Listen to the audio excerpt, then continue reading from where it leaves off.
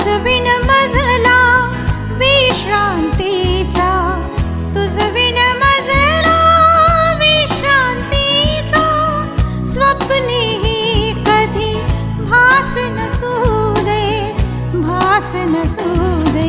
तव चरणी मन लीन असू दे, तव चरणी मन लीन,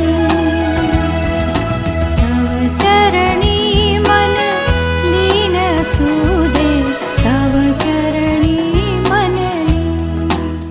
प्रभू येशू ख्रिस्ताच्या सर्वश्रेष्ठ नामात आपणांचं अभिवादन.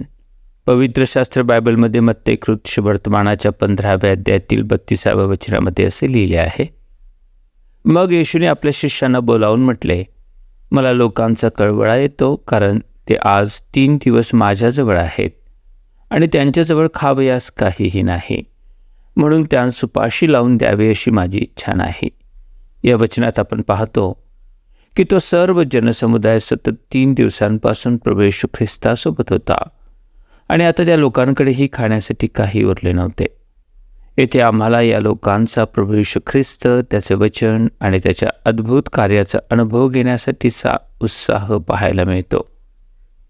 प्रभू येशूच्या मागे चालताना त्यांनी त्यांना पडणाऱ्या कष्टांची अथवा थकव्याची चिंता केली नाही, तर ते दिवसरात्र सातत्याने प्रभू येशूसोबतच राहिले.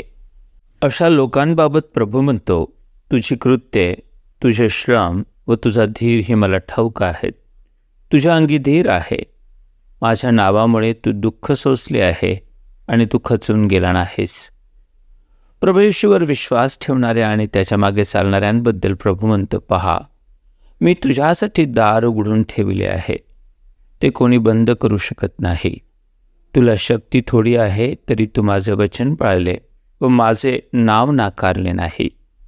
म्हणूनच प्रभू त्यांना आश्वासन देत म्हणतो, तुझे प्रतिफळ माझ्याजवळ आहे आणि ते कोणीही तुझ्यापासून हिसकावून घेणार नाही. आपणही प्रभूवरील, त्याच्या वचनावरील व त्याच्या कार्यावरील विश्वासाच्या द्वारे सार्वकालिक जीवन व त्याच्याकडील प्रतिफळ प्राप्त करावे, हीच प्रभुचरणी प्रार्थना. धन्यवाद. तव चरणी मन लीन असू